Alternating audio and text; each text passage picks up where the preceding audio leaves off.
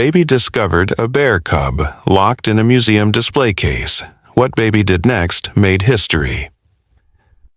The afternoon light filtered through the tall windows of the Riverside Natural History Museum, casting long shadows across the marble floors that hadn't seen proper crowds in years. Ethan Marshall held his 3-year-old daughter Lily's hand as they wandered through the quiet halls, their footsteps echoing softly against the polished stone. The museum had that particular smell that old buildings carry, a mixture of dust and wood polish and something indefinable that spoke of countless years housing forgotten treasures. Ethan had brought Lily here on a whim, remembering his own childhood visits to this same building when it had been bustling with school groups and families, back when the city had more interest in preserving the past than racing toward the future. Now the place felt almost abandoned, with only a single elderly guard dozing at the entrance and the occasional creak of settling wood to break the silence. Lily pulled at his hand, her small fingers warm and insistent as she guided him toward a dimly lit corner of the main exhibition hall. The overhead lights in this section had been turned off, probably to save on electricity bills that the museum could barely afford anymore, leaving only the natural light from the windows to illuminate the displays. Most of the cases held the usual suspects of natural history museums everywhere: stuffed birds frozen mid-flight, minerals gleaming dully behind scratched glass, faded photographs of expeditions from a century ago when discovery still meant something tangible and real. But Lily wasn't interested in any of these. She moved with the determined purpose that only small children possess when they know exactly what they want, even if they couldn't possibly explain why they want it. They stopped in front of a display case that stood apart from the others, positioned in an alcove that seemed designed to be overlooked. The case itself was different too, made of a type of glass that seemed to shimmer slightly when you looked at it from certain angles, as if it couldn't quite decide whether it was reflecting the light or absorbing it. Inside, according to the faded placard that Ethan had to squint to read, was supposed to be a collection of Native American artifacts from the local region. But what caught both their attention wasn't pottery shards or arrowheads. It was what appeared to be a small bear cub, curled up in the corner of the case as if sleeping. Ethan's first thought was that it must be taxidermy, though he'd never seen such lifelike preservation work before. The fur seemed to ripple slightly, as if stirred by some impossible breeze inside the sealed case. The cub's sides appeared to rise and fall in the rhythm of breathing, though that had to be a trick of the light, some optical illusion created by the strange glass and the afternoon shadows. He was about to explain this to Lily, to tell her it was just a very well-made stuffed animal, when she pressed her face against the glass and whispered something that made his explanation die in his throat. "Daddy, why is he so sad?" she asked, her breath fogging the glass slightly. Her voice carried that particular tone children use when they're absolutely certain of something adults can't quite see. Ethan looked again at the bear cub, trying to see what his daughter saw. The creature's eyes were closed, but there was something about its posture, the way it had curled itself into the smallest possible space, that did suggest a profound loneliness. He found himself studying it more carefully, noticing details he'd missed at first glance, the way one paw was stretched out slightly, as if reaching for something that wasn't there, the slight tremor that seemed to run through its fur every few seconds. "It's not real, sweetheart," he said gently, though even as he spoke the words, he found himself doubting them. There was something about this display that felt different from everything else in the museum. The air around it seemed thicker somehow, charged with a quality he couldn't name. "It's just a model, like your stuffed animals at home." But Lily shook her head firmly, her dark curls bouncing with the motion. She placed both her small hands flat against the glass, and Ethan could have sworn he saw the bear cub's ear twitch slightly at the sound. "He's lonely," Lily said, with the absolute certainty that only a 3-year-old could muster. "He misses his mama." She began to hum then, a soft, wordless tune that Ethan recognized as the lullaby he sang to her every night before bed. The melody drifted through the empty hall, seeming to hang in the air longer than it should have. And as she hummed, something extraordinary happened. The bear cub's eyes opened. They weren't the glass eyes of taxidermy or the painted features of a model. They were deep and brown and impossibly alive, filled with an intelligence and sadness that made Ethan take an involuntary step backward. But Lily didn't move. She kept humming, her hands still pressed against the glass, and the bear cub slowly uncurled itself and padded toward her. It moved with the slightly uncoordinated gait of a young animal, placing each paw carefully as if the floor of the display case was unfamiliar territory. When it reached the glass, it sat down directly in front of Lily and placed its own paw against the barrier, exactly where her hand rested on the other side. Ethan's rational mind was screaming at him that this was impossible, that he must be hallucinating or dreaming or suffering from some kind of breakdown. But the weight of Lily in his arms when he instinctively picked her up was real. The warmth of her small body against his chest was real, and the bear cub looking at them through the glass was undeniably, impossibly real. He could see every detail now, the individual hairs of its fur, the slight moisture around its nose, the way its chest rose and fell with each breath. This wasn't taxidermy. This wasn't a model. This was a living creature, somehow existing inside a museum display case that, according to the placard, had been sealed for over 50 years.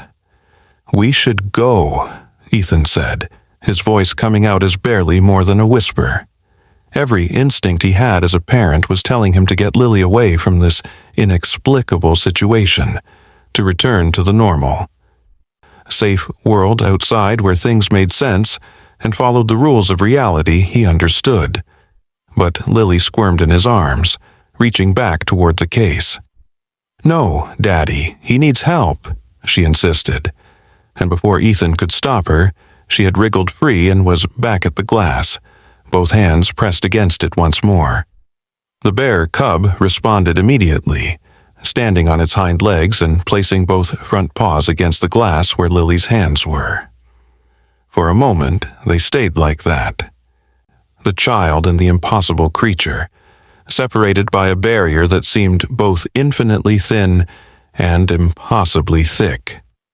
Then Lily did something that would haunt Ethan's dreams for weeks afterward. She leaned forward and kissed the glass, right where the bear cub's nose was pressed against it. The effect was instantaneous and dramatic.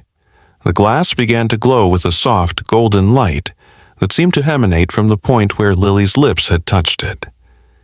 The light spread outward in ripples, like water disturbed by a dropped stone, until the entire case was surrounded by a warm, pulsing radiance.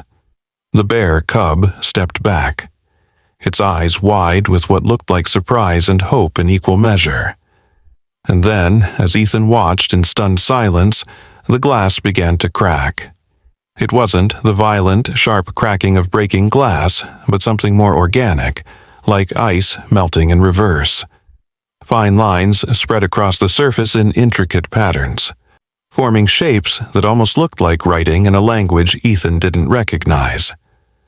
The bear cub pressed its nose against one of these lines, and where it touched, the glass simply dissolved, leaving a small hole that grew larger with each passing second. The air that flowed out of the case carried with it a scent that Ethan couldn't identify. Something like pine forests and campfire smoke, and the particular smell of autumn leaves, all mixed together into something that made him think of stories his grandmother used to tell about the old days, before the city had swallowed up all the wild places. Lily laughed, a sound of pure delight that echoed through the hall and seemed to make the very walls of the museum vibrate in response. She reached through the growing hole in the glass and the bear cub nuzzled her hand with its nose, making soft, rumbling sounds that weren't quite growls and weren't quite purrs, but something uniquely its own. Ethan found himself moving forward despite his fear, drawn by something he couldn't name. As he approached, he could feel the warmth emanating from the dissolving glass, and with it came a sensation he hadn't experienced since childhood. The feeling that magic, real magic, not the tricks and illusions of stage performers, but something ancient and profound, was actually possible. "What are you?" he asked softly, not really expecting an answer.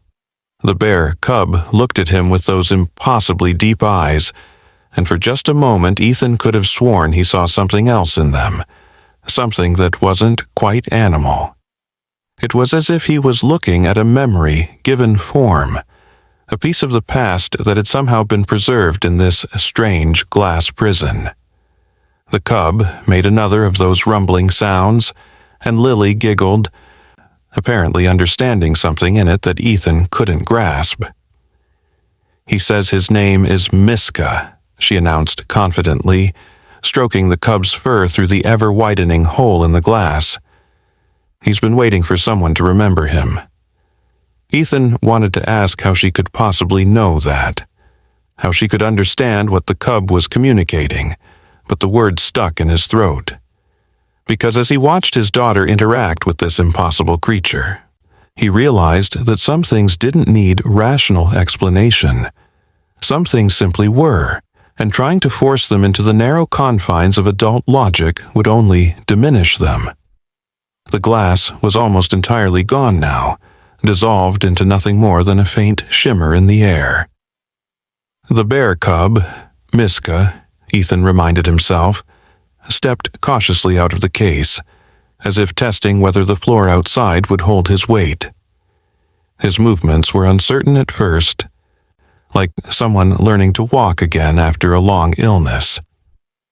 Lily immediately wrapped her arms around him, burying her face in his fur, and the cub leaned into her embrace with obvious relief. Watching them, Ethan felt something shift inside his chest, a loosening of tensions he hadn't even known he was carrying. But their moment of wonder was interrupted by the sound of footsteps approaching rapidly down the hall. Ethan turned to see a woman hurrying toward them, her expression a mixture of alarm and disbelief. She was dressed in the conservative attire of a museum curator, her graying hair pulled back in a severe bun, but there was something in her eyes that suggested she had seen stranger things than most people would believe. She stopped a few feet away, her gaze moving from Ethan to Lily to the bear cub, and finally to the empty display case with its placard still describing Native American artifacts. "My God," she breathed, one hand going to her chest. It actually happened. After all these years, it actually happened. She seemed to be talking more to herself than to them, her voice filled with a wonder that matched what Ethan was feeling. She took a tentative step forward, then stopped, as if afraid that moving too quickly might cause the entire scene to vanish like a dream upon waking. "I'm Jessica Brooks," she said finally, her voice steadier now. "I'm the head curator here, and you've just witnessed something that we've been waiting for since this museum was founded." Ethan found his voice at last, though it came out rougher than he intended. "What is this? What's happening here? That's a living bear cub that was somehow inside a sealed display case. That's not possible." "None of this is possible." Jessica nodded slowly, her eyes never leaving Miska, who was now exploring the hall with Lily's hand resting protectively on his back. "You're right, Mr. Marshall. Ethan Marshall. This is my daughter Lily.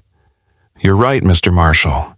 By all the laws of science and nature that we understand, this shouldn't be possible. But this museum, this particular display case, they're not quite what they appear to be." She moved closer, and Ethan noticed that she walked with a slight limp, favoring her left leg. When she reached them, she knelt down slowly, bringing herself to Lily's eye level. The bear cub looked at her with what seemed like recognition, making a soft wuffling sound that Jessica apparently understood because she smiled and reached out to gently touch his head. "Hello, old friend," she said softly. "It's been a long time, hasn't it?" She looked up at Lily then, and her smile widened. "You have a very special gift, young lady. Not everyone can see what's really there. Most people walk past that case and see only what they expect to see. Old artifacts, dusty relics, nothing of importance. But you saw the truth. He was sad," Lily said simply, as if this explained everything. And perhaps Ethan thought it did. Jessica nodded, standing with some difficulty. "Yes, he was. You see, Mr. Marshall, this museum was built on a very special piece of land. Long before the city was here, before the settlers came, this was a sacred place for the indigenous people who lived in this region. It was what they called a thin place, a spot where the barrier between our world and other worlds was particularly permeable."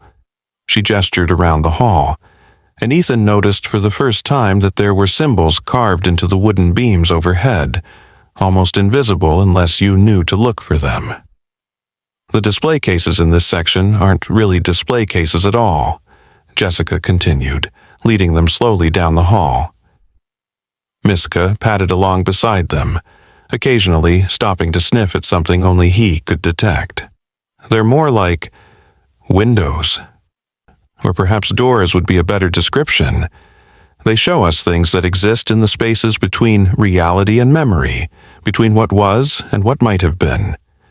The bear cub, Miska, your daughter called him, he's not exactly a bear cub. He's the memory of one, the echo of a creature that was deeply loved and then lost, preserved here by forces we don't fully understand." Ethan's scientific mind wanted to reject everything she was saying, to find logical explanations for what he was witnessing. But the evidence of his senses was overwhelming. The bear cub was real, solid, warm to the touch when Lily hugged him. He could hear the creature's breathing, smell the wild scent of his fur. If this was a hallucination, it was the most detailed and consistent one ever recorded. "But why now?" he asked. "You said you've been waiting for this. Why did it happen today, with us?" Jessica stopped in front of another display case, this one containing what appeared to be an ordinary collection of arrowheads and pottery shards. But as Ethan looked closer, he could see that same shimmer in the glass, that same quality of being not quite entirely there. "We've had theories," she said slowly. "The indigenous peoples who once used this place believed that certain individuals were born with the ability to bridge worlds, to see and interact with the spirits that dwelt in the thin places. They called them dreamwalkers or memory keepers, depending on the tribe. We think your daughter might be one of them." She turned to look at Lily, who was now sitting on the floor with Miska's head in her lap, singing softly to him. The bear cub's eyes were closed in contentment, and that profound sadness Ethan had noticed earlier seemed to have lifted somewhat. "Children are more open to these things than adults," Jessica continued. "They haven't yet learned that certain things are impossible, so they can see and do things that we've trained ourselves to ignore. But even among children, what your daughter has done today is extraordinary. She didn't just see through the barrier, she dissolved it with nothing more than compassion and love." "But what happens now?" Ethan asked, the practical part of his mind asserting itself. "We can't just take a bear cub home with us. Even if he's not exactly a normal bear cub, he's still... there must be laws, regulations." Jessica smiled, an expression that transformed her severe features into something almost mischievous. "Mr. Marshall, do you really think anyone would believe us if we tried to explain this? A memory of a bear cub that materialized from a museum display case because a 3-year-old girl showed it kindness. They'd think we were all insane. She had a point, Ethan had to admit. Who would he even report this to? Animal control? The police? The Department of Paranormal Wildlife? Besides, Jessica continued, I don't think Miska is meant to stay in our world permanently. These manifestations, when they occur, are usually temporary. The memory will fade back to wherever it came from, once it's fulfilled whatever purpose brought it here. She paused, looking thoughtful. Though, I admit, I've never seen one manifest quite so solidly before. Usually they're more like shadows, or glimpses caught in peripheral vision. This is something new. As if in response to her words, Miska suddenly stood and padded over to another display case further down the hall. This one was larger than the others, taking up most of an entire wall. The placard beside it was so faded as to be almost unreadable, but Ethan could make out something about a recreation of a pioneer settlement, circa 1850. Inside the case was an elaborate diorama showing a small frontier town, complete with tiny buildings, miniature trees, and figurines of people going about their daily lives. But as Miska approached it, the scene began to change. The still figurines started to move, tiny people walking along the miniature streets, horses pulling wagons no bigger than Ethan's thumb. Smoke began to rise from the chimneys of the small houses, and Ethan could have sworn he heard the faint sound of voices, laughter, and the ring of a blacksmith's hammer. Lily ran over to join Miska, pressing her face against the glass in wonder. Look, Daddy, they're alive. The little people are alive. And indeed they were, or at least they appeared to be. The diorama had transformed from a static display into a living, breathing world in miniature. Jessica moved to stand beside them, her expression one of awe mixed with concern. This has never happened before, she said quietly. The individual cases have shown signs of activity, yes, but never like this. Never this vivid or this extensive. She looked at Lily with something approaching reverence. Your daughter isn't just a dream walker, Mr. Marshall. She's something more. She's awakening things that have been sleeping for decades, maybe centuries. Inside the diorama, the tiny people had noticed their observers. They gathered in the miniature town square, looking up at the giants beyond the glass with expressions of curiosity rather than fear. One of them, a woman in a long dress that must have been the height of fashion in 1850, raised her hand in what looked like a greeting. Lily waved back enthusiastically, and the entire crowd of miniature people erupted in what Ethan could only describe as celebration, throwing their tiny hats in the air and embracing each other. They've been waiting, Jessica breathed. All this time, they've been waiting for someone who could see them, really see them. She turned to Ethan, her eyes bright with unshed tears. Do you understand what this means? These aren't just displays or memories, they're entire worlds, preserved in these cases, waiting for the right person to acknowledge their existence. And your daughter is the key they've been waiting for. Miska made a soft sound, drawing their attention. He was looking at another case, this one small and tucked into a corner that Ethan hadn't noticed before. Unlike the others, this one was covered with a dark cloth, as if someone had deliberately tried to hide it from view. Jessica's expression grew troubled when she saw where the bear cub was looking. No, she said firmly. Not that one. That one needs to stay covered. But Lily was already moving toward it, drawn by the same instinct that had led her to Miska's case. Lily, stop, Ethan said, reaching for her, but she was surprisingly quick for a 3-year-old.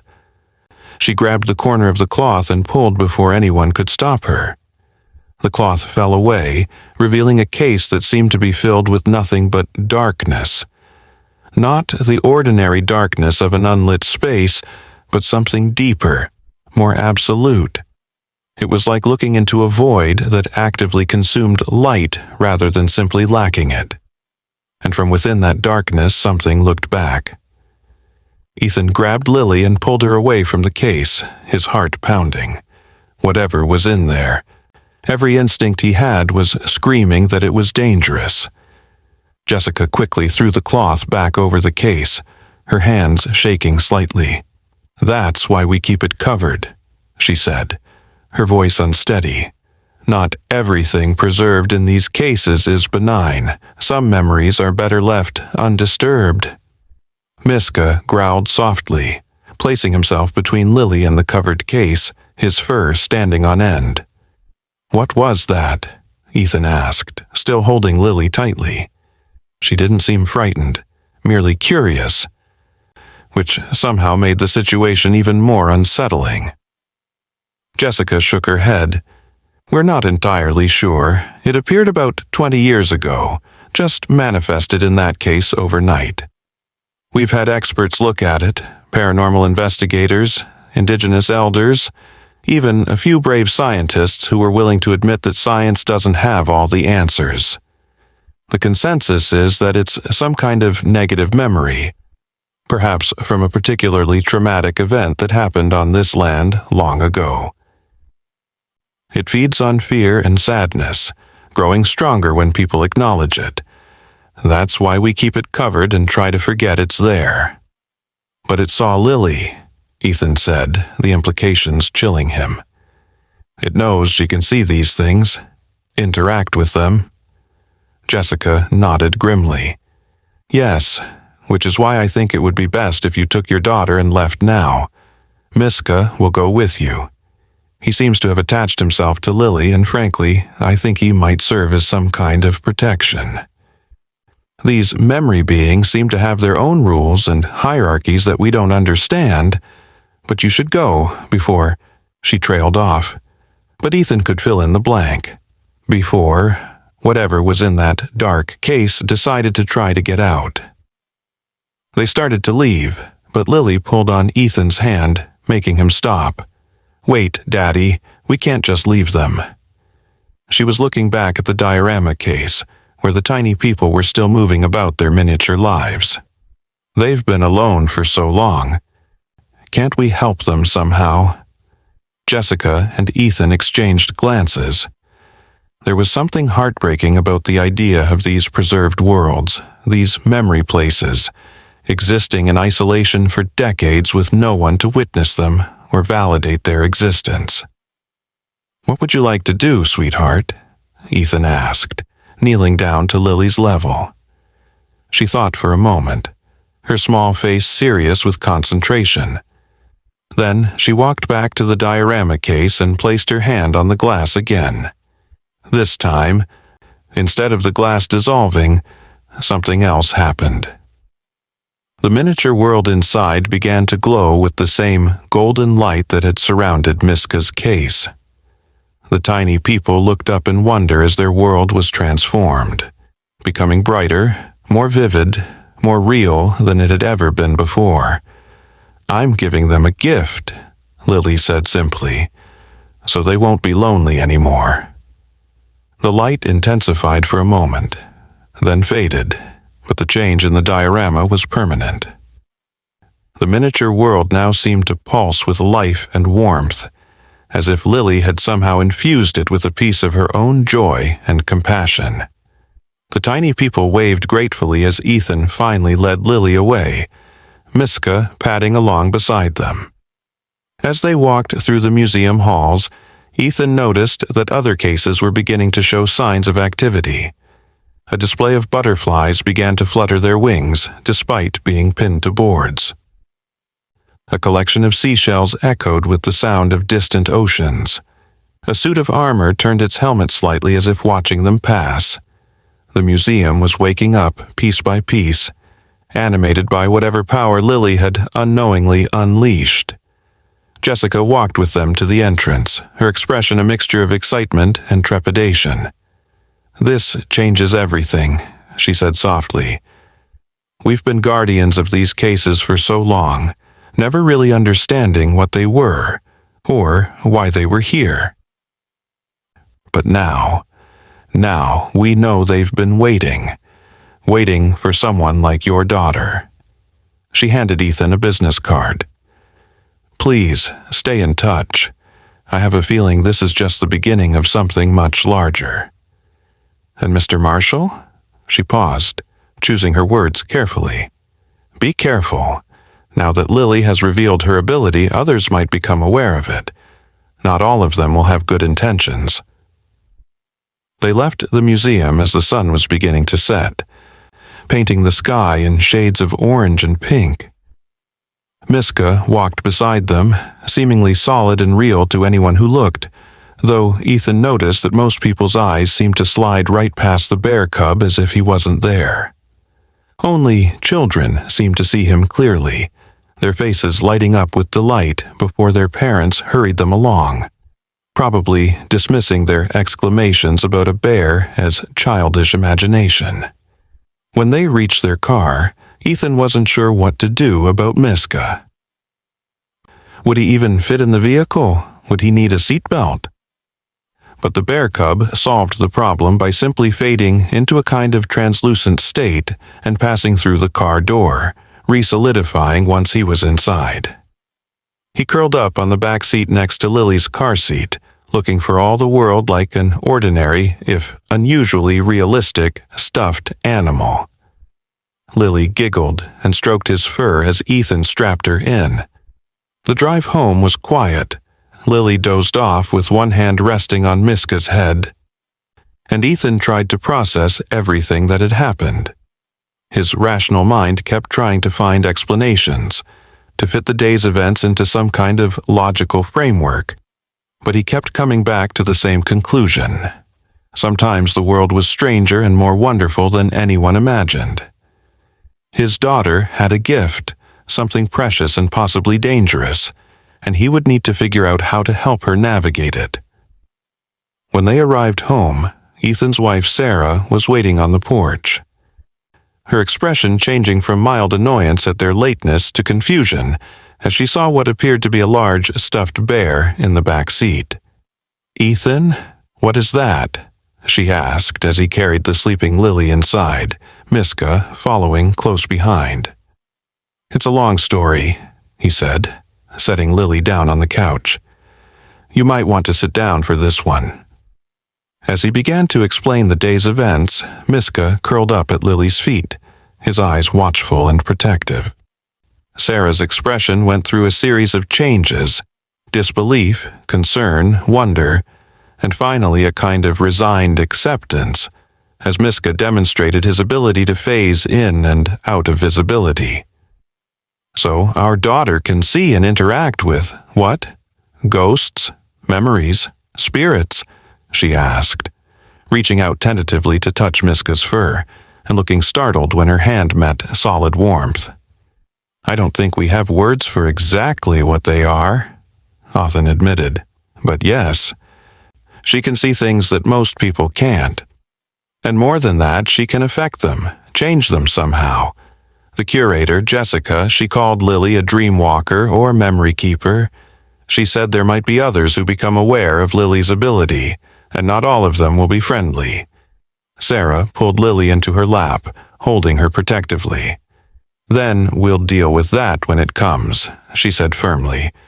"We'll learn what we need to learn, do what we need to do. She's our daughter, and we'll keep her safe." That night, as they tucked Lily into bed with Miska curled up on the floor beside her, she opened her eyes sleepily and said, "Daddy, the lady in the wall wants to know if she can come visit sometime." Ethan felt a chill run down his spine. "What lady, sweetheart?" "The one who's been watching. She lives in the space between the paint and the plaster. She's been there since the house was built, but no one could see her before. She's nice, just lonely." Ethan and Sarah exchanged worried glances.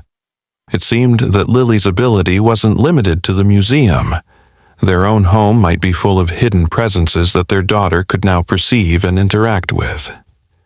"We'll talk about it in the morning," Ethan said, kissing Lily's forehead. For now, just sleep. Miska will keep you safe. The bear cub made a soft rumbling sound of agreement, and Lily smiled, closing her eyes again. As they left Lily's room, Sarah whispered, "This is going to change everything, isn't it?" Ethan nodded, taking her hand. "Yes, but maybe that's not a bad thing. Maybe the world needs a little more magic in it." They stood in the hallway for a moment, listening to the old house settle around them, wondering what other secrets it might be hiding in its walls and corners, waiting for someone with the gift to see them. The next morning brought new challenges and revelations. Lily woke up talking excitedly about dreams where she had visited the miniature town and the museum, playing with the tiny people who weren't so tiny in the dream world. She described their lives in vivid detail. The blacksmith named Tom, who made horseshoes that brought good luck, the school teacher, Miss Catherine, who taught lessons about the history that hadn't happened yet, the mayor, Mr. Frederick, who could speak to the wind and ask it to bring rain for the crops. It was too detailed, too consistent to be just a child's imagination. Miska, meanwhile, had become more solid and present overnight. He ate breakfast with them, or at least appeared to eat, though Ethan noticed the food seemed to disappear into some kind of void rather than being normally consumed. The bear cub followed Lily around the house, and she began to translate his rumbles and whuffs, telling her parents stories that Miska was sharing about his life before he became a memory in a museum case. He had been a real cub once, she explained, living with his mother in the forests that used to cover the land where the city now stood. He had been separated from her during a harsh winter, and had wandered into a native settlement where a young girl had found him and cared for him. They had formed a bond so strong that when the cub eventually died of illness, the girl's grief and love had somehow preserved his essence, keeping him tethered to this world in the thin place that would eventually become the museum. He says the girl's name was Ayana, Lily reported over her cereal. It means eternal blossom. She could see the spirit world too, just like me. Miska says that's why he was waiting in the case. He knew that someday another girl like Ayana would come, and he could help her the way she helped him. Sarah reached over to pet Miska, her hand passing through him for a moment before finding solidity. "It's like he exists in multiple states at once," she murmured, the scientist in her fascinated despite the impossibility of it all. The phone rang, interrupting their breakfast. It was Jessica Brooks from the museum. Her voice was excited but also concerned. "Mr. Marshall, I'm sorry to call so early, but something's happened at the museum overnight. All the cases in the special collection are active now, every single one. The memories, or spirits, or whatever they are, they're all awake. And they're all asking for Lily." Ethan felt his stomach drop. "Asking for her? What do you mean?" "I mean, they're literally calling her name. The tiny people in the diorama have built a sign in their town square that says, 'Thank you, Lily.' The butterflies have arranged themselves to spell her name. Even the suit of armor has scratched, 'Where is the Dreamwalker girl?' into the dust on its case. Mr. Marshall, I think your daughter has started something that can't be stopped." After a hurried family conference, they decided to return to the museum. Whatever was happening, running from it wouldn't help, and Lily seemed eager rather than frightened by the prospect. As they drove, Ethan noticed that Lily was seeing things along the route that he couldn't perceive. She would wave at empty corners, smile at blank walls, and once asked him to slow down so she could see the pretty lady in the old dress standing by a bus stop where Ethan saw no one at all. The museum was in chaos when they arrived. Jessica met them at the entrance, looking frazzled but excited. "It's been like this all night," she said, leading them quickly through the halls. "Every case, every display, Everything with any kind of spiritual or memorial significance is active. And it's not just our museum. I've been getting calls from other museums in the city. The Natural History Museum says their dinosaur skeletons are showing signs of movement. The Art Museum reports that figures and paintings are changing positions when no one's looking. It's as if Lily's presence yesterday sent out some kind of signal, awakening things that have been dormant for who knows how long. They entered the special collection hall, and Ethan gasped. Every case was glowing with that same golden light that had surrounded Miska's prison. Inside each one, impossible things were happening. A display of ancient Egyptian artifacts showed hieroglyphs writing and rewriting themselves on papyrus. A collection of medieval weapons rang with the sound of distant battles.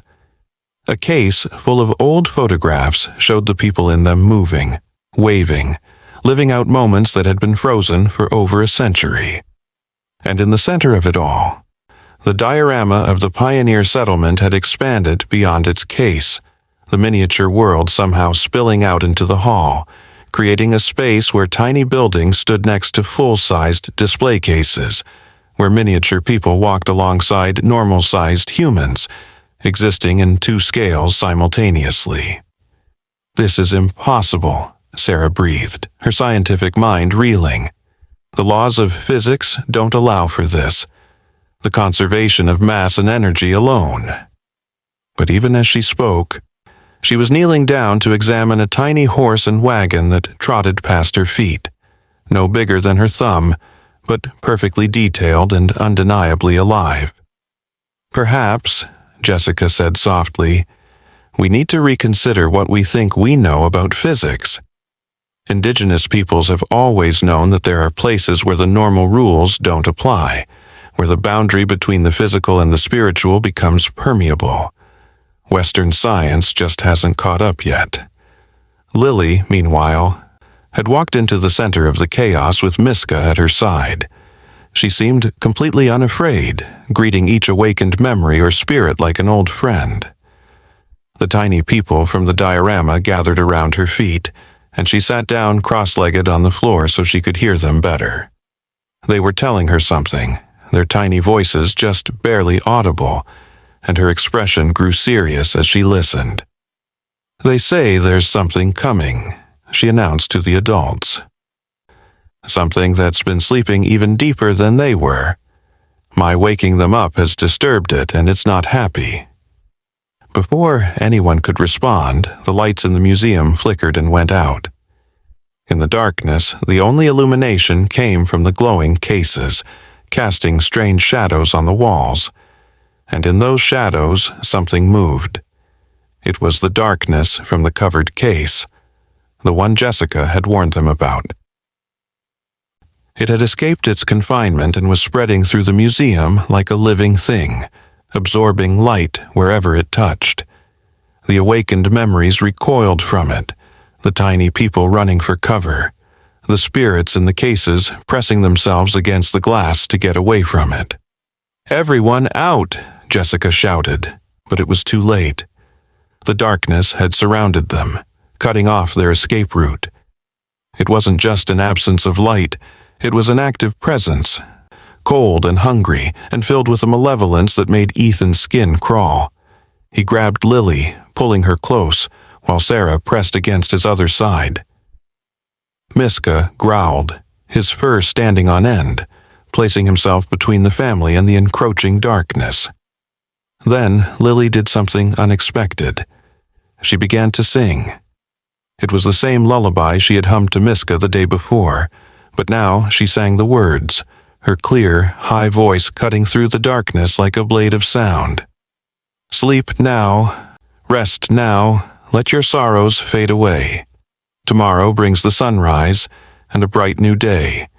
Dreams will keep you safe and warm until the morning light. Sleep now, rest now, everything will be all right." The darkness paused, seeming to listen, and then, incredibly, it began to retreat. Not quickly, not willingly, but slowly, grudgingly, it pulled back from them. Lily kept singing, verse after verse, and with each word the darkness grew smaller, more contained. The other memories joined in, adding their voices to hers, the tiny people singing in their miniature voices, the spirits humming along from their cases, even Miska adding his rumbling harmony. The combined sound was beautiful and strange, a chorus of the living and the remembered, the real and the impossible. Finally, the darkness condensed back into a single point, hovering in the air before them. But now Ethan could see it more clearly, and he realized it wasn't just darkness. It was a memory too, but one of loss and pain so profound that it had turned into something destructive. In its depths, he caught glimpses of images, a burning settlement, families torn apart, children crying for parents who would never come.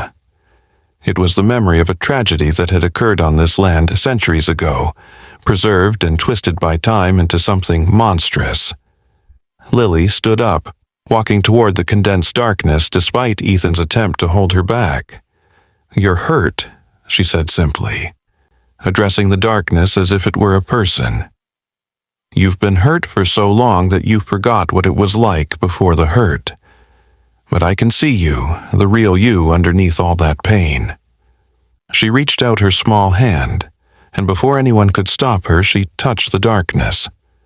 What happened next was like watching a film in reverse. The darkness began to unravel, but instead of spreading, it was revealing what was hidden inside. Colors emerged, not bright or cheerful colors, but the soft, muted tones of memory. Images formed in the air around them, showing the tragedy that had created this dark memory, but also showing what came before, the happy families, the children playing, the community that had existed before disaster struck. And at the center of it all was a small girl, not unlike Lily, who had lost everything in the tragedy and whose grief had been so profound that it had left this scar on the spiritual landscape. "She needs to go home," Lily said, tears streaming down her face as she watched the images. "She's been lost for so long, but she just wants to go home." She began to sing again, but this time it was a different song, one that seemed to come from somewhere beyond her 3-year-old understanding. It was in a language Ethan didn't recognize, but he could feel its meaning. It was a song of returning, of finding peace, of going home after a long, difficult journey. The darkness continued to transform, the pain and anger dissolving into something else. Sadness, yes, but also relief. The image of the lost girl became clearer, and she looked at Lily with eyes that held centuries of loneliness. Lily smiled at her, that pure, innocent smile that only young children can produce, and held out both hands. "Come on," she said. "I'll help you find the way." The spirit girl took Lily's hands, and for a moment they stood there, two children separated by centuries, but connected by something deeper than time. Then the spirit girl began to glow with a different light, not the golden light of the awakened memories, but something softer, more peaceful. She smiled, the first time she had smiled in longer than anyone could remember, and then she simply faded away, like morning mist touched by sunlight. Where the darkness had been, there was now only a sense of peace, and a faint scent of wildflowers that hadn't grown on this land for 200 years. The lights came back on in the museum, and everyone stood in stunned silence for a moment. Then Jessica began to laugh, a sound of relief and wonder mixed together. "Do you realize what just happened?" she asked. "Your daughter didn't just wake up the memories. She healed one. She took something that had been a source of fear and darkness for decades and transformed it into peace. This is unprecedented." But Lily was swaying on her feet, exhausted by the effort. Ethan scooped her up, and she rested her head on his shoulder. "Tired, Daddy," she murmured. The spirit girl was very heavy with all that sadness. "But she's light now." She went to where her family was waiting for her. Miska pressed against Ethan's leg, whining softly with concern for Lily. The bear cub had grown more solid still, and Ethan realized that each use of Lily's gift seemed to make the memories more real, more present in their world. As they prepared to leave, Jessica pulled Ethan aside. "This is going to attract attention," she warned. "What Lily did today, there are people who study these phenomena, some with good intentions, others not so much. They'll want to understand her gift, possibly to use it for their own purposes. You need to be careful." She handed him a thick folder. "These are contacts, people I trust who understand these things. Professors of parapsychology, indigenous elders who still remember the old ways, even a few government officials who work with unexplained phenomena. You might need their help." Over the next few days, their lives settled into a new kind of normal. Miska became a permanent fixture in their home, somehow managing to exist in a state that was visible only to those who believed in him. Lily continued to see and interact with spirits and memories that others couldn't perceive, but she was learning to be discreet about it, understanding that not everyone was ready to accept what she could do. Sarah threw herself into research, trying to find scientific frameworks that could explain what was happening, while Ethan focused on protecting his family from the increasing interest their story was generating in certain circles. The museum became a regular destination for them. Jessica had sectioned off the special collection, limiting access to researchers and those who already knew about the awakened memories. The tiny people in the diorama had established a communication system with the full-sized world, using Lily as their translator. They shared stories of their time, knowledge that historians had thought lost forever. The other awakened memories did the same, each offering pieces of the past that had been preserved in their unique way. But it was Miska who provided the most important information. Through Lily's translations, he explained that the thin places weren't random. They were part of a network, a web of connections that spanned the entire world. And Lily's gift hadn't just awakened the memories in their city. Ripples were spreading outward, activating dormant sites everywhere. Other children with similar gifts were beginning to discover their abilities, and the veil between the physical and spiritual worlds was growing thinner everywhere. "He says this has happened before," Lily reported one evening as they sat in the museum after hours, surrounded by the soft glow of awakened memories. Long, long ago, when the world was younger, people could see and talk to spirits as easily as talking to each other. But then something happened. People stopped believing, stopped seeing, and the spirits went to sleep. But now they're waking up again, because the world needs them. "Needs them for what?" Sarah asked, though she suspected she already knew the answer. Lily looked unusually serious for a 3-year-old. "To remember," she said simply. "People have forgotten too much. Forgotten how to see beauty in small things, forgotten how to listen to the earth, forgotten that death isn't the end, but just a change. The spirits and memories are here to help us remember, and to prepare us for what's coming next." "What's coming next?" Ethan asked, though he wasn't sure he wanted to know. Lily shrugged, suddenly looking like the small child she was. "Miska doesn't know exactly, just that things are going to change and we need to be ready. The memory keepers like me, we're supposed to help make sure the change doesn't hurt too much." As they left the museum that night, Ethan noticed something different about the city. It was subtle, but unmistakable once you knew what to look for. The shadows seemed deeper and more meaningful. The old buildings appeared to breathe with hidden life.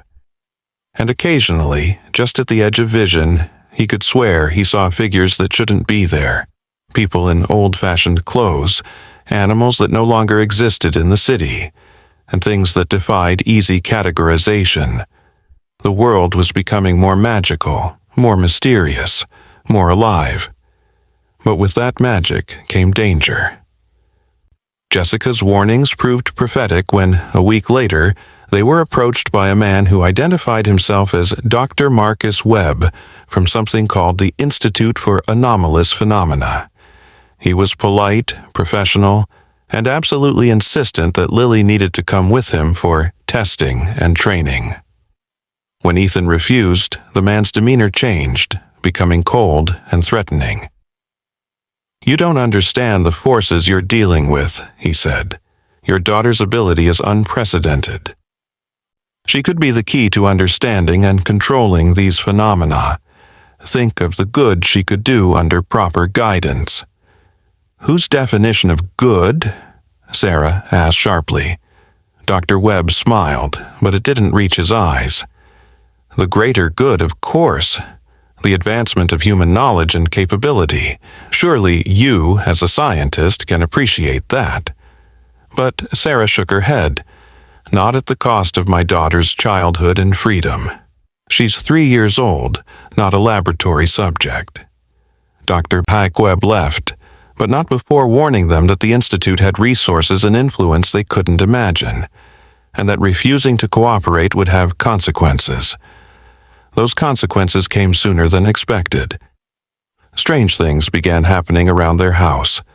Electronics malfunctioning in specific ways that seemed designed to frighten or disorient them, shadows moving in impossible directions, and once, a group of what Lily called angry memories, gathering outside their windows at night.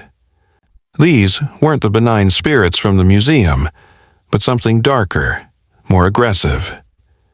Miska fought them off, but it was clear that someone or something was directing these attacks. It was Lily who provided the solution, in her innocent, straightforward way.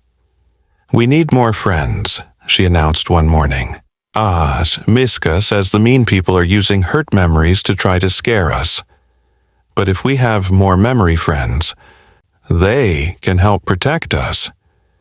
And so began what Ethan would later think of as the Gathering of the Guardians. Using the contacts Jessica had provided, they reached out to others who understood the thin places and the memory realm. The first to respond was an elderly Native American man named Joseph Whitehawk, who arrived at their door with no advance warning, simply saying, "The spirits told me you needed help." He took one look at Lily and smiled. A true dream walker. "It's been many years since I've met one so young and powerful." He taught them protection rituals, ways to strengthen the boundaries of their home against unwanted spiritual intrusion. He also confirmed what Miska had told them, that Lily was part of something larger, an awakening that had been prophesied by his people for generations. Next came Dr. Elizabeth Chen, a quantum physicist who had spent years studying what she called consciousness field interactions.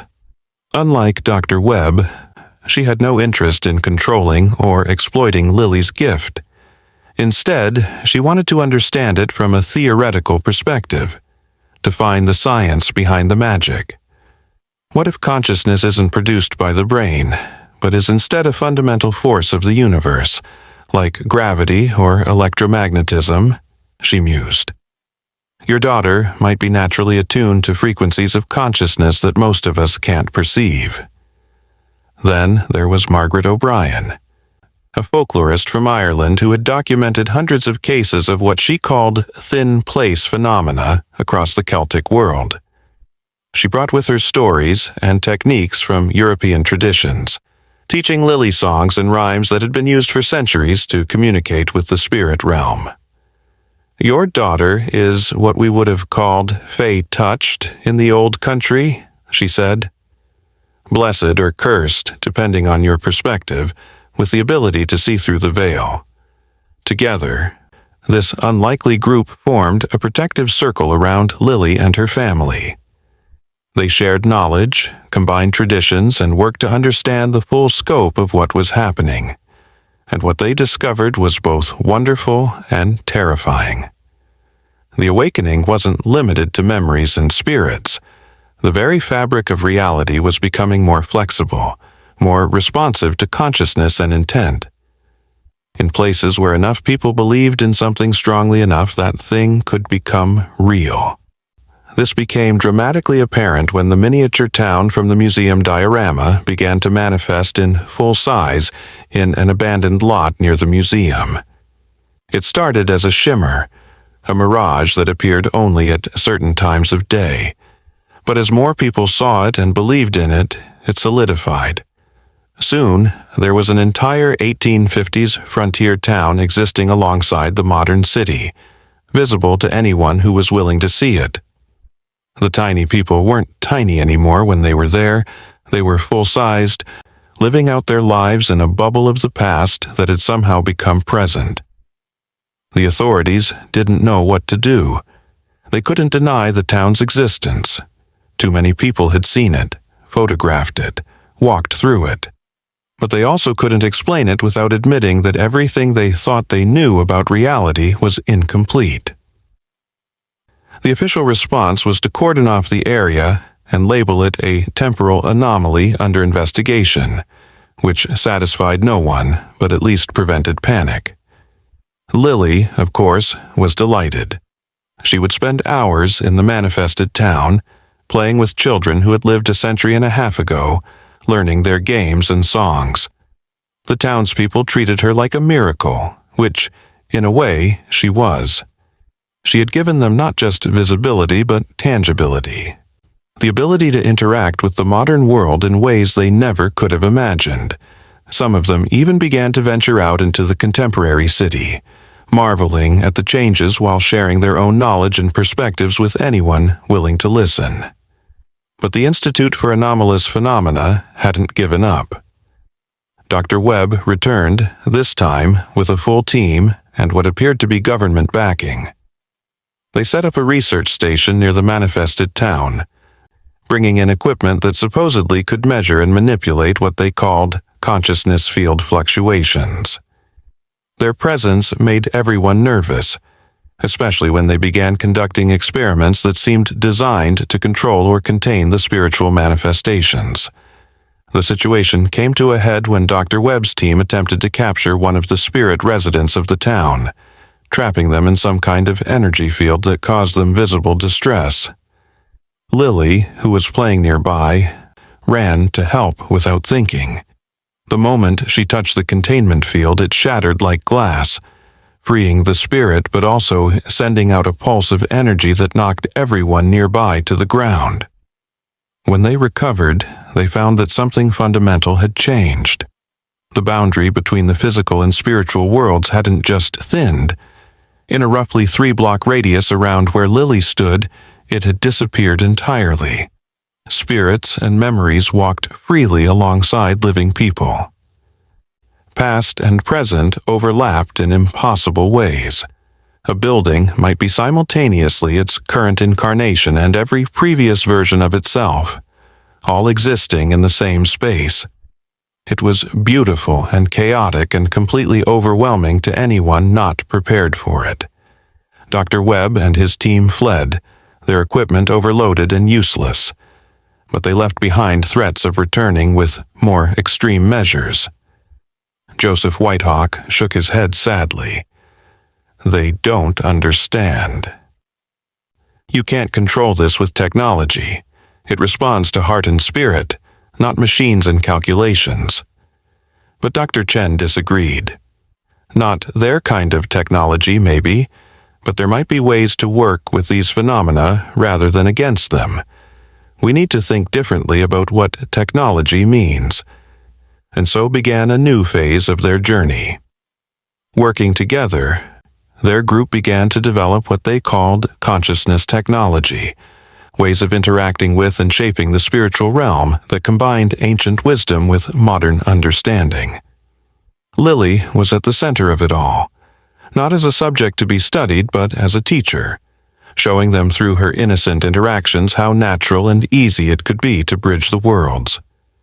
They discovered that certain materials could hold spiritual impressions better than others. Quartz crystals, running water, and surprisingly, certain types of computer circuits. They found that specific frequencies of sound could open or close the veils between worlds. They learned that groups of people focusing their intent together could manifest changes in reality that would have been impossible for any individual. But perhaps the most important discovery was that Lily wasn't unique. As the awakening spread, more children began showing similar abilities. They called them the Bridge Generation, children who could naturally do what adults had to struggle to learn. These children seemed to instinctively understand that the separation between physical and spiritual, between real and imaginary, between past and present, was an artificial construct that could be transcended. A network began to form, connecting these gifted children and their families across the world. They shared experiences, techniques, and warnings about those who would exploit their abilities. They also shared the joy and wonder of living in a world that was becoming more magical every day. Stories poured in from everywhere. A girl in Japan who could speak to the spirits of cherry blossoms and learn the history of every tree. A boy in Peru who could see the memories held in ancient stones and understand the messages of long-lost civilizations. Twins in Nigeria who could enter dreams and help people heal from traumas they didn't even remember. Lily grew from a 3-year-old into a confident, compassionate child who understood her gift as both a responsibility and a joy. Miska remained her constant companion, growing more solid and present with each passing year, until most people forgot he had ever been just a memory in a museum case. He became a bridge himself, helping other spirits understand how to interact with the physical world without causing fear or disruption. The manifested town became a permanent fixture of the city, eventually being officially recognized as a temporal heritage site. Tourists came from around the world to walk its streets and meet its residents, though not everyone could see them clearly. It became a test of sorts. Those who could see and interact with the spirit residents were often found to have latent abilities of their own, which could be developed with training and practice. The museum where it all began transformed into a center for consciousness, research, and education. Jessica Brooks, working with Ethan and Sarah and their growing team of allies, established programs to help people understand and develop their ability to perceive the spiritual realm. They also worked to preserve and protect the thin places, which were increasingly under threat from those who either feared them or wanted to exploit them. But the real change was in the collective consciousness of humanity. As more people accepted the reality of the spiritual realm, as more children grew up seeing no separation between the physical and the metaphysical, the entire nature of human society began to shift. Problems that had seemed intractable when viewed through a purely material lens found new solutions when approached with an understanding of consciousness and connection.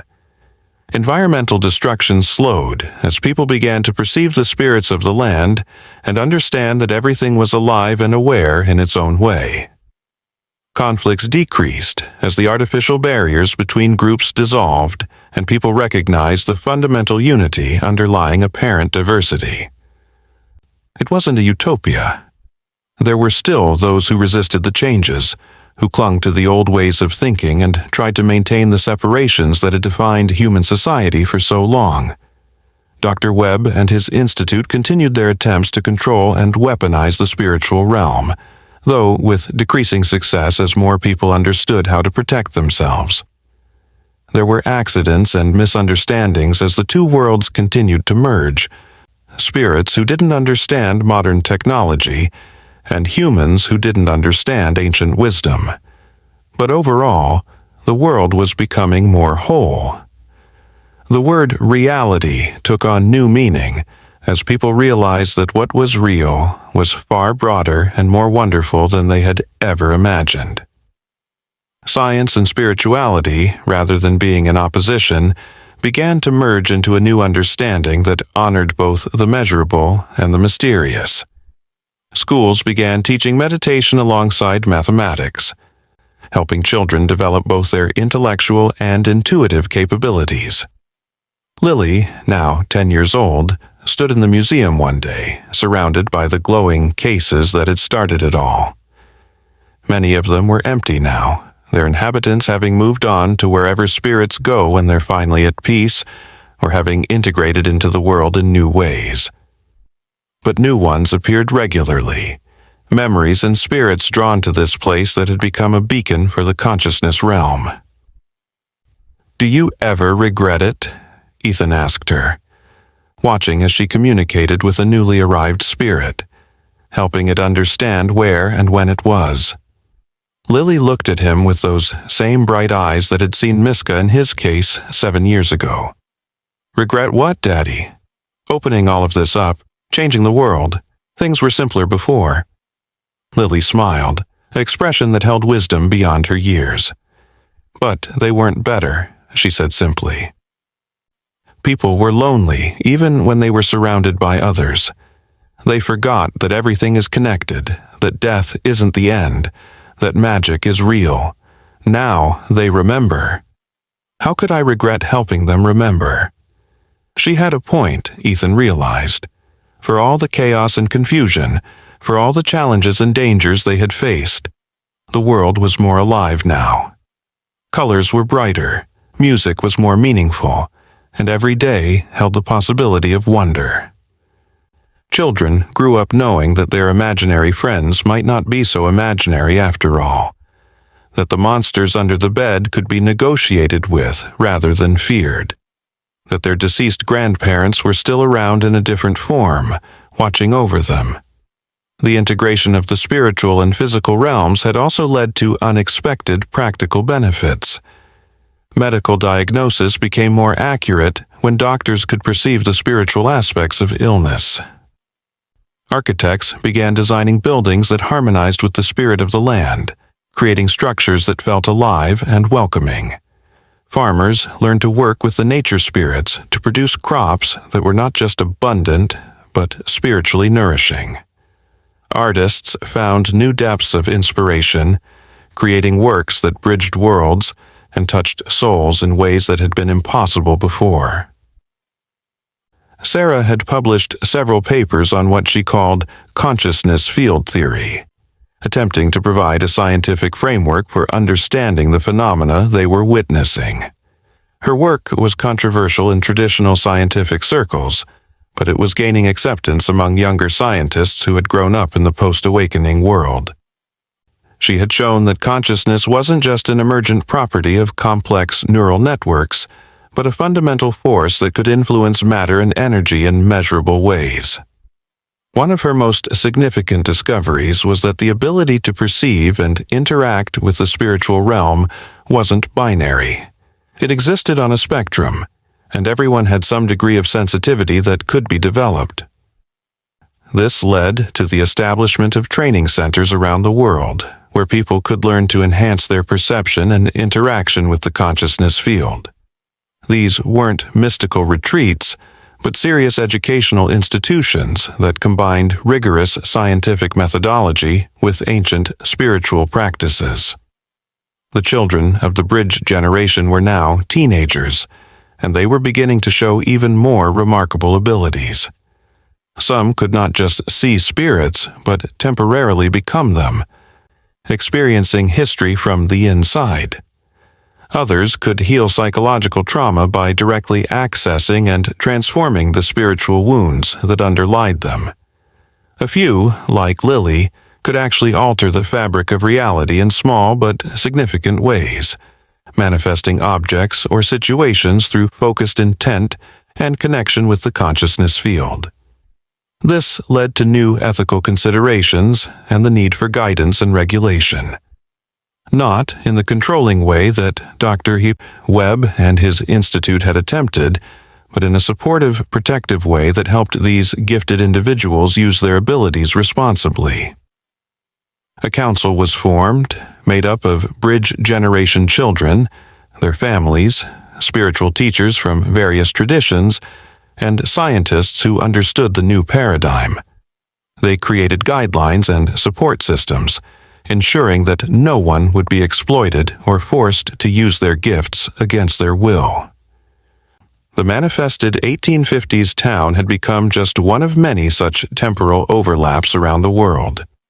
In Egypt, an ancient temple complex had materialized, complete with priests who still performed rituals to gods that modern people had thought were myths. In Australia, Dreamtime spirits walked openly in certain sacred sites, sharing the songlines that mapped not just the physical landscape, but the spiritual one. In Iceland, the hidden people were hidden no more, living alongside humans in a harmony that had existed in stories, but was now reality. Each of these manifestations brought with it knowledge and wisdom from the past, but also challenges. How do you integrate a medieval village into a modern city's infrastructure? What rights do spirit residents have? Can a memory own property? These questions required new legal frameworks, new ways of thinking about society and citizenship. It was messy and complicated, but it was also vibrant and alive in a way that the old, purely material world had never been. Miska, now as solid and present as any living bear, had become something of a celebrity. He had his own social media accounts, managed by Lily, of course, where he shared wisdom from his unique perspective as a being who had existed in both forms. His posts, translated by Lily, were profound and simple at the same time. "Memory is just another kind of life," he would say. And life is just another kind of memory. We're all stories in the end.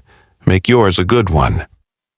He had also become a protector of sorts, not just for Lily but for all the Bridge generation children. When Dr. Webb's institute made one last desperate attempt to capture several gifted children for their experiments, it was Miska who led the resistance. Not through violence, but through a demonstration of power that left no doubt about the futility of trying to control these forces. He had simply looked at the Institute's agents, and they had seen themselves, not as they were, but as they could be, all their potential for good and evil laid bare. Most of them quit on the spot, unable to reconcile what they had seen with what they had been doing. Dr. Webb himself had a breakdown, claiming to be haunted by the spirits of all the opportunities for wonder he had missed in his pursuit of control. He eventually disappeared, and rumors suggested he had gone to Tibet to study with monks who knew how to quiet the voices of regret. The institute was disbanded, its resources redirected to supporting rather than controlling consciousness research. As Lily entered her teenage years, her abilities continued to evolve. She could now not just see and interact with spirits, but could travel to the places where they resided when they weren't manifesting in the physical world.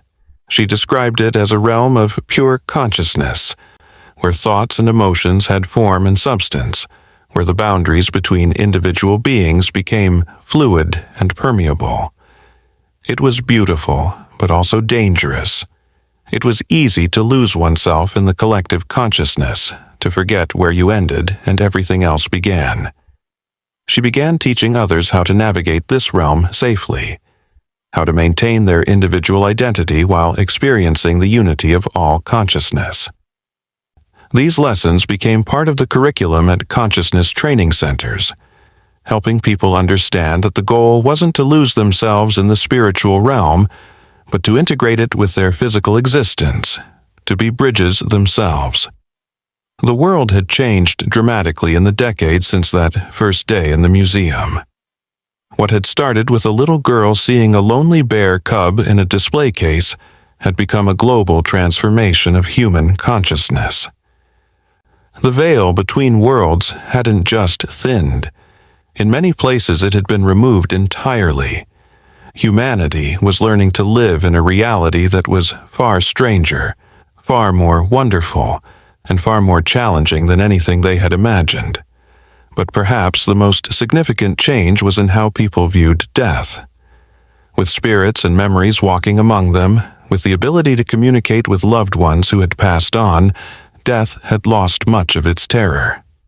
It was understood now as a transition rather than an ending, a change of state rather than a cessation of existence.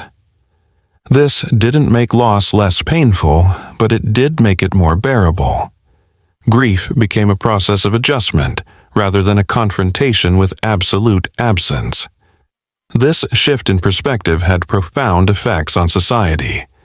Healthcare decisions became less about prolonging physical life at all costs and more about ensuring a good transition when the time came.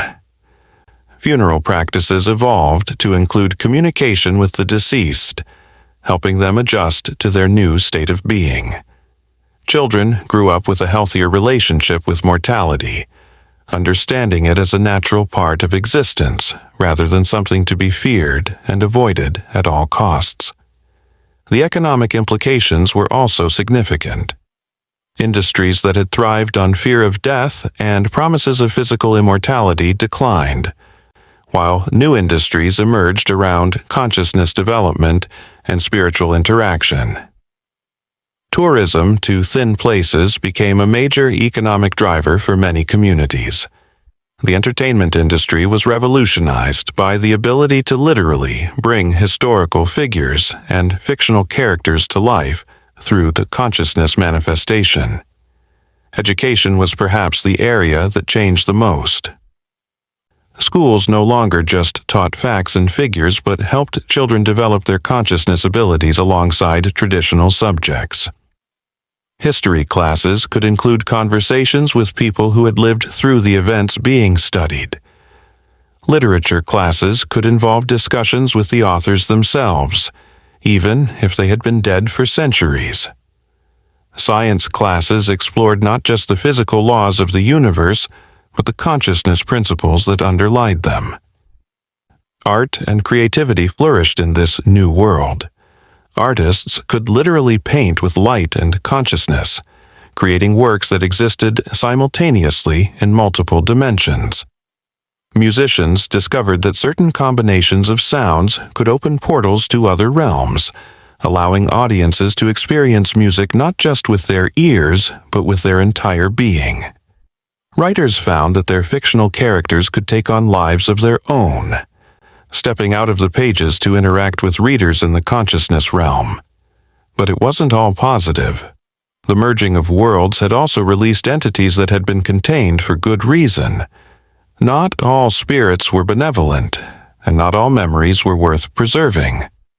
Dark things that had been buried in the collective unconscious began to surface, requiring constant vigilance and sometimes active intervention to prevent them from causing harm.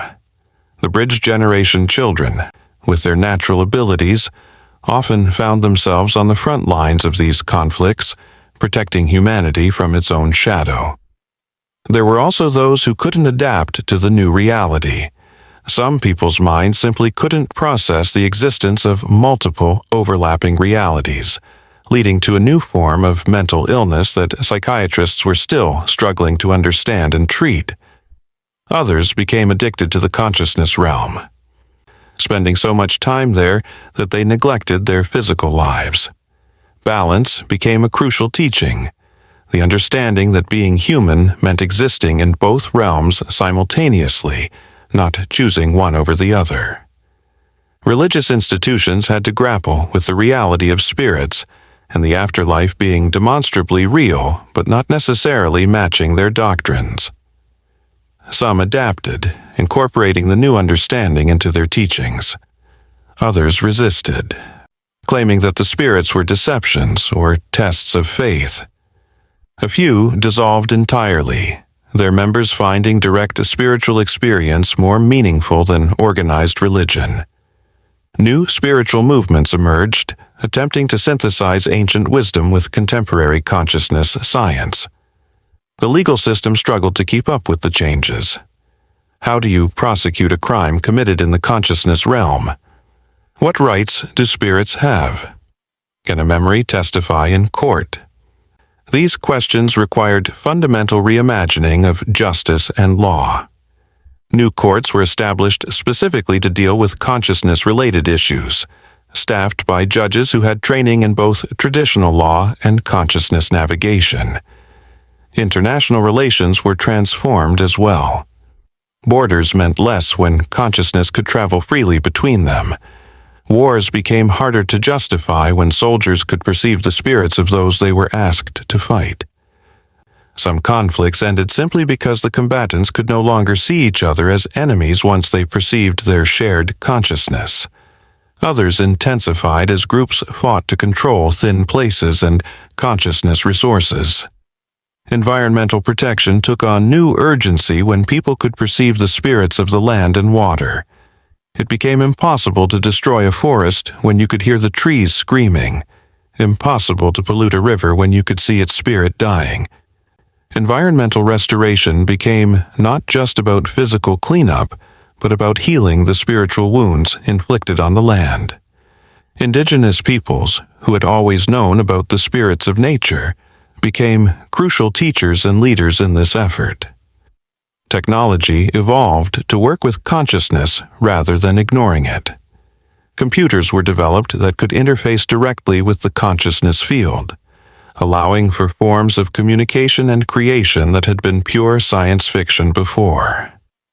Virtual reality was replaced by consciousness reality, where experiences were not just simulated but actually created in the consciousness realm. The Internet evolved into what some called the Internet, a network that connected not just devices but consciousnesses.